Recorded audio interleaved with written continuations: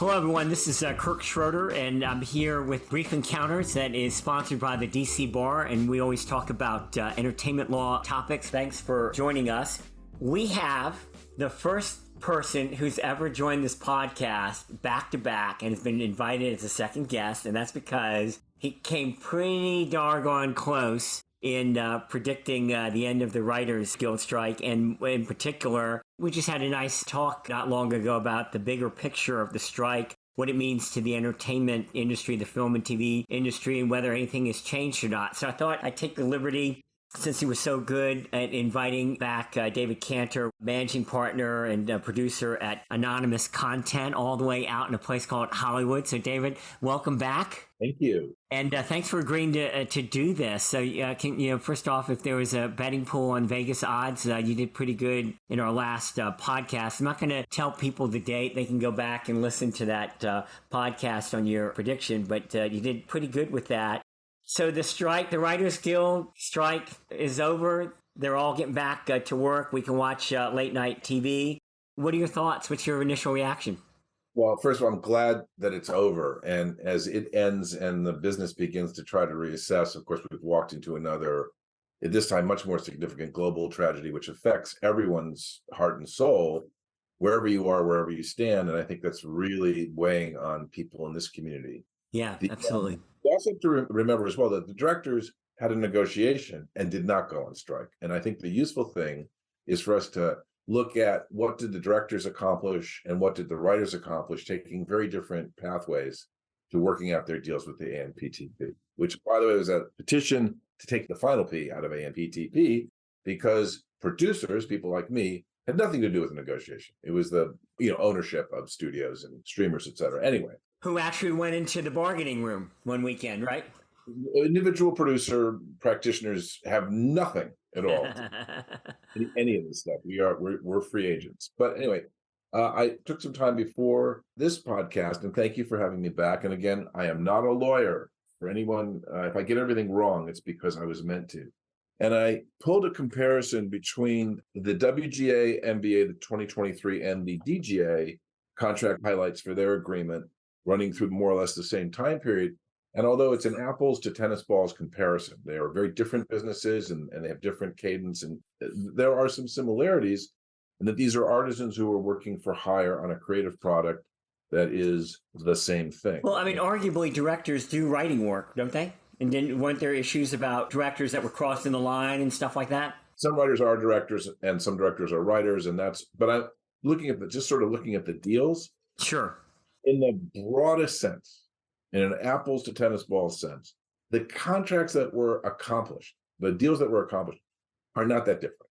They really aren't. They both have basic minimums are increased by 5% on ratification, and they go up, I think, to a total of 13%. There's increased health and pension contributions in both deals.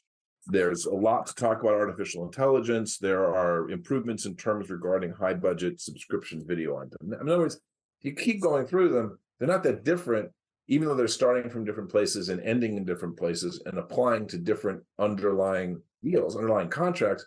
They are not that different in what they've managed to accomplish for their members. So what does that mean? It means a lot. It means that there are a lot of different approaches to what our entertainment business out of, what our American Hollywood-based entertainment system is about.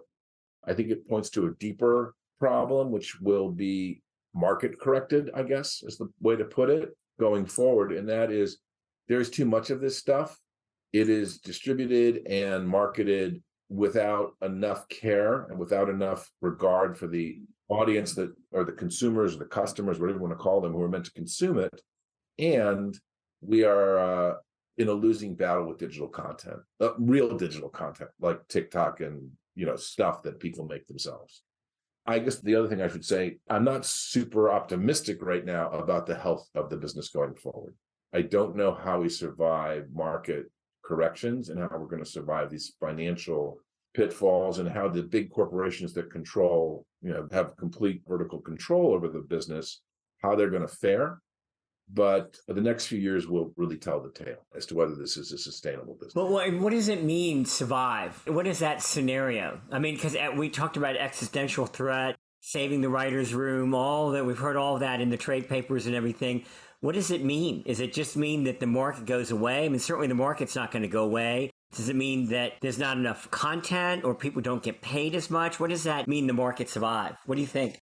What it means to me is that, at least for the course of my lifetime in show business, which is, 30 plus years, and then looking backwards, in television, the support of advertising and sponsorship in television programming, and then in the movie business, up until 2008, the continual emergence of ancillary markets to support expensive, highly risky, hits-driven business was there. And then in 2008, for various reasons, in both businesses, which have sort of become the same business, TV and movies, very, very much aligned, all that financial background, all that infrastructure that provided the lift, carry these companies through those long periods between big hits, that just started to go away.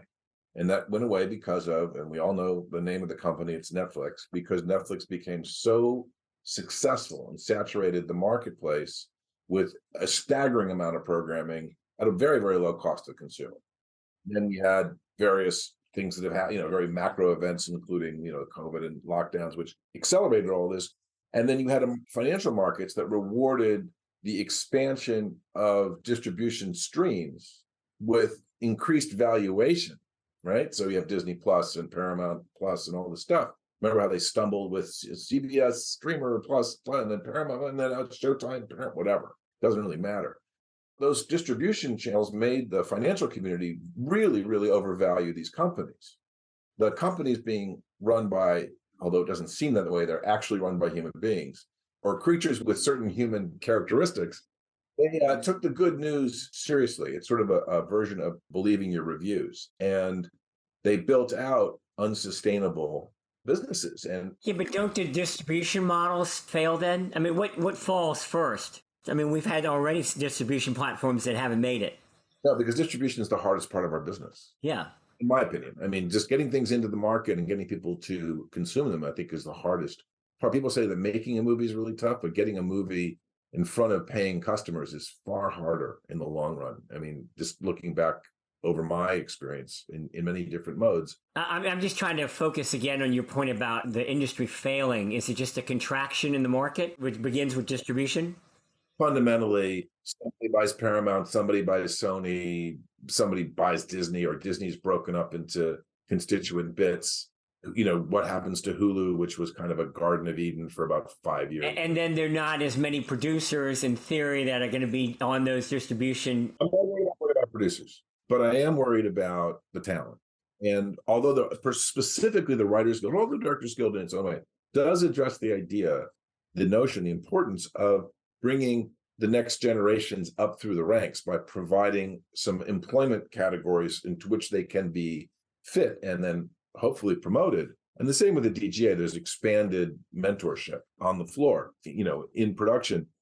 I'm not worried so much about that, because those are just the people that kind of come into the business. Writers are going to keep, like musicians or dancers, directors, artists will keep coming. We're humans.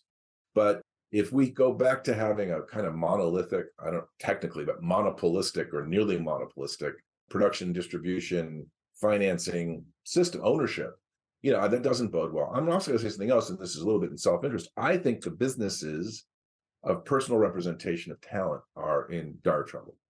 This doesn't necessarily mean that people who represent movie stars are in dire trouble. I think they're going to be okay.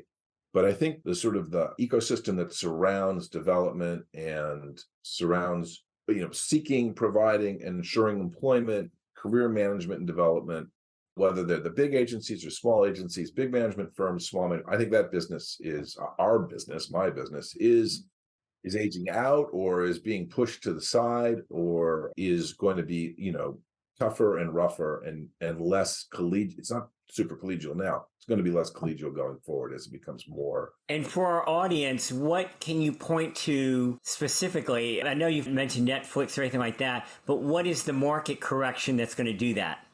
Well, fewer people are going to go to work. Fewer talent is going to go to work. Okay, got it.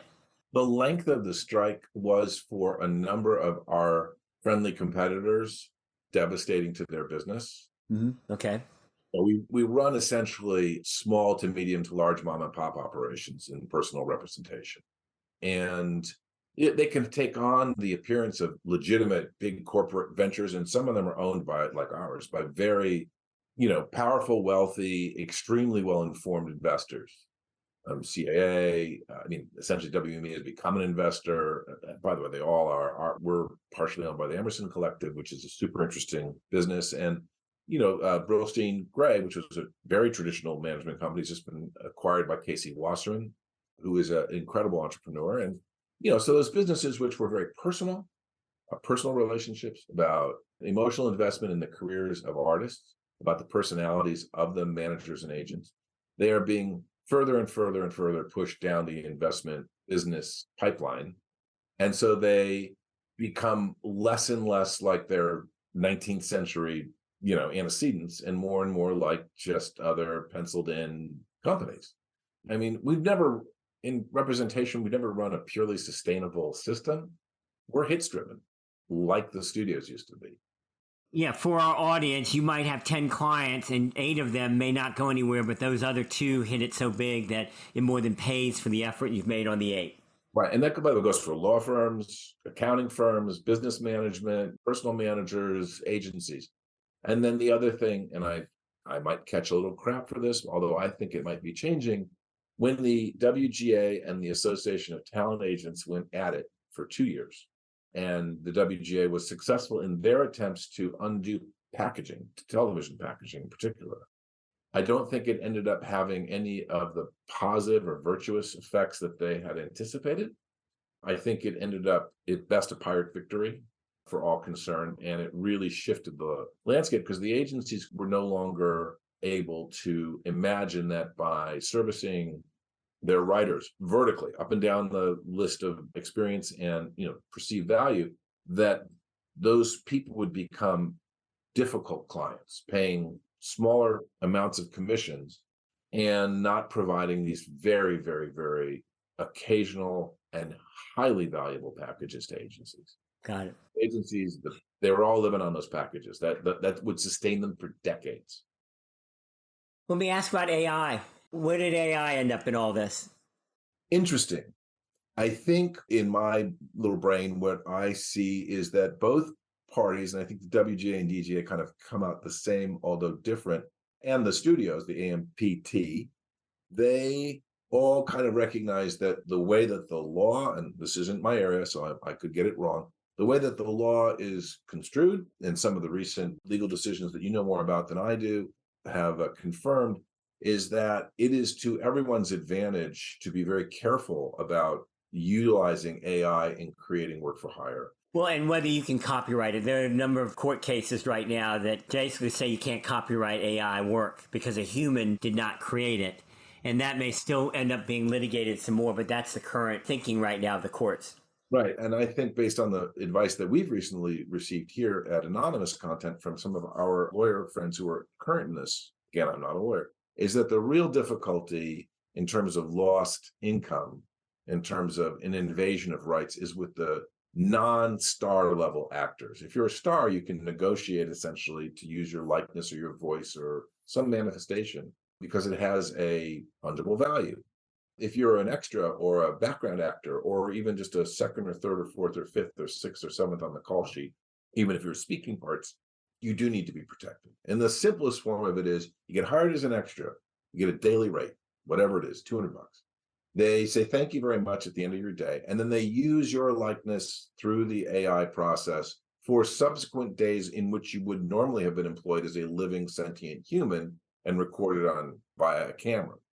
So the question is, can they do that? Well, yeah, they can. The question is, should you be compensated for that? I personally believe that you should, but none of this is new. None of this. AI is not. AI has been around for a long time. And anyone who listens to this who uses spell check has been engaged with AI for a long time. Yeah. So we know that it exists. We also know that through CG, which has been in use for 25 years in one form or another, the replication of human faces, animals, movement, fights, history imagined in real, all that gets created. It just doesn't get created with necessarily the specific application of an AI program, but it really does because CG is the result of the computer operator inputting an enormous amount of real world programs. Sure. Somebody asked at the time we're recording it, the actors are still striking SAG-AFTRA, and who knows, by the time people listen to this, they may have settled and ended the strike or still going. What do the actors do now? What do you think?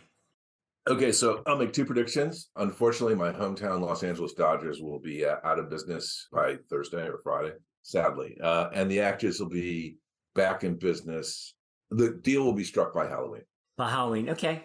I mean, and AI is the big issue for them, right? One of them, I mean, they've got a lot of Well, issues. pay, I mean, obviously compensation, that makes sense. Compensation and a lot of the same types of issues because these contracts aren't all that fundamentally different. The working conditions are different: hours, time, expectation, what the performance is of the work is different. But everyone wants more money. They want more money put into their health, pension, and welfare. They want better residuals, and they want better treatment in their workplace. The AI is going to kind of work itself out through this, but there needs to be a bigger process, a more unified, collegial approaches. We're not going to get rid of AI. It's not going away, but we don't know what it really is or can do or what use we want to make of it. I think that the guilds, including the IA, all the creative guilds and the AMPT, need to come together in a less like fractious way, like at a time when there's not a contract, and really get together with people who are expert, people who are futurists, great, legal minds, and come up with a unified theory about how the creative recording arts can work with AI to the satisfaction of all the parties. I think it can be done. I just don't think you should do it while you're negotiating a labor agreement.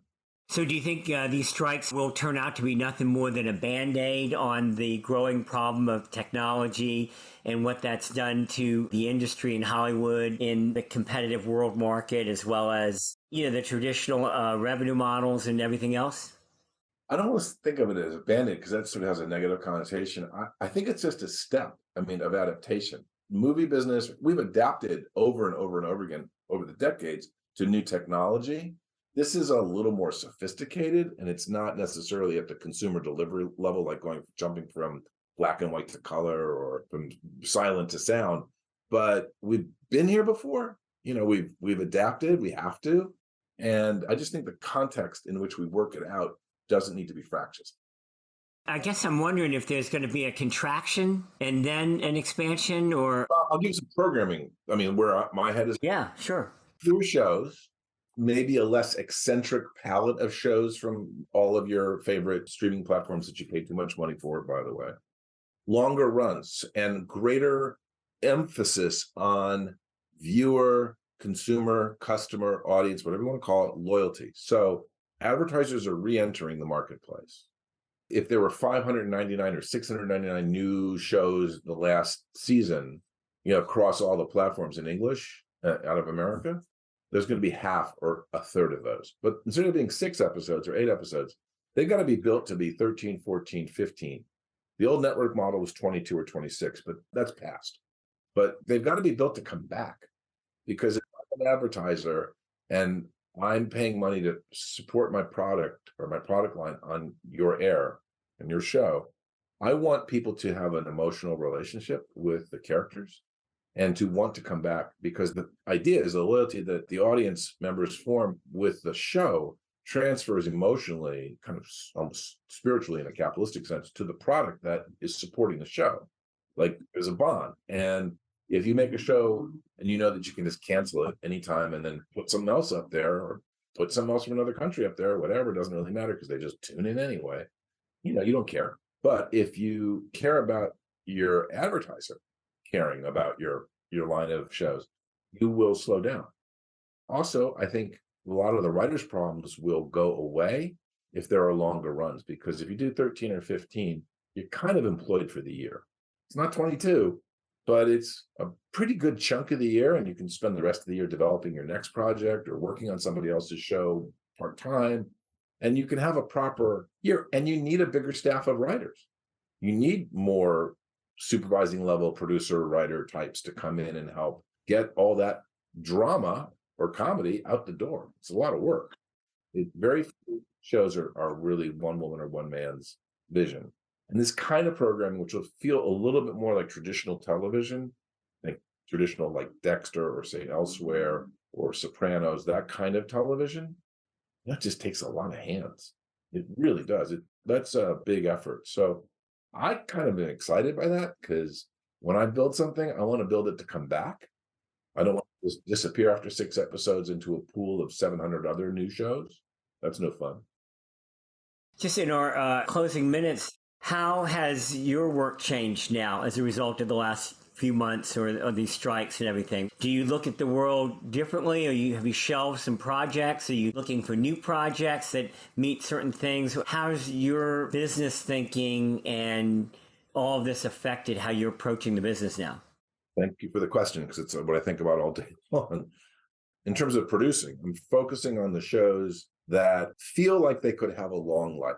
So they feel a little bit more traditional than some of the things that might have been a little more artsy or expressive or eccentric or precious in the past that I also loved working on. So I'm really trying to get to the center cut of an audience a little bit more quickly, a little more directly. From the client standpoint, nobody's actually gotten back to work yet since whatever the date was, the Yom Kippur Eve, when it all finished. But they are coming back to work on shows that were either in production or going into production. Because there will be fewer shows than contemplated, a lot of writers will be coming back to their rooms to finish their work, whether it's a second or third script, whether it's a season format, which is an outline for the show. Being told that if you just get it in time, if you get it in by December, we're going to go on the air, we're going to get greenlit. That's not going to happen. There's not going to be enough slots. Too many dogs, not enough bones. And the bones being opportunities to make a show. So I think we'll run out through the development that was 2022, 23. That will get up and mounted January and February. Then there'll be a period where the marketplace fills up with all this material that hasn't been sold, that's been sitting since April of 2023. So some very capable producers, I won't say one of them is me, but there are certain projects that have a lot of prestige that we've been carefully working through the system, trying to get some of that shelf space, some of that display space. But by and large, most of our projects are going to have to sit in sort of in a holding pattern until January, new projects until January. Clients they need to go to work, whether they're directors or whether they're actors, they will go back to work, or certainly writers. Agencies and management companies and law firms and accounting firms and all the people that service the business of the business, they need money to flow again. I mean, I'm not kidding. People who have been doing this a very long time hit a dry patch that they have not ever hit in their careers. And, some people are prepared for that, some less prepared for that. It's a little bit tragic for those who aren't, because that's life and it's not the happy part of life. Again, you have to compare it to what's going on in the larger world, but it's all pretty dark. So yeah, I don't feel a big recovery until sometime next year if it comes. And I definitely feel a contraction, and I definitely see fewer shows, maybe better, less diverse in some ways. That's going to be part of it, unfortunately. More advertiser engagement, longer seasons, and yeah, a kind of shaking out on all levels. Interesting. Any last thoughts? Anything you haven't said for our audience with this? I mean, obviously, this is just another milestone in a shifting marketplace. But anything else that you think would be of note to our audience that are interested in just what is happening with the industry as a result of all this activity? Well, first of all, thank you for letting me say as much as I said. Yeah, this is a tough time. I think I think we're culturally in a tough time. I think our entertainment, the confusion about what it is, reflects that. I think, generationally, we're in a tough place. I'm very eager and excited for things to get back to work, but I'm also a little trepidatious about what the future holds. And I just hope I know I have the great colleagues and collaborators, but I hope I have the strength and the smarts to figure it out as I go forward. It's challenging. Well, my money's on you. I'm betting you will. All right. Well, David, just thanks and sober thoughts, but I do detect some optimism. And what's the saying? The quickest way to get old is not to adapt to change? I've never heard that, but I think you're absolutely, that makes complete sense.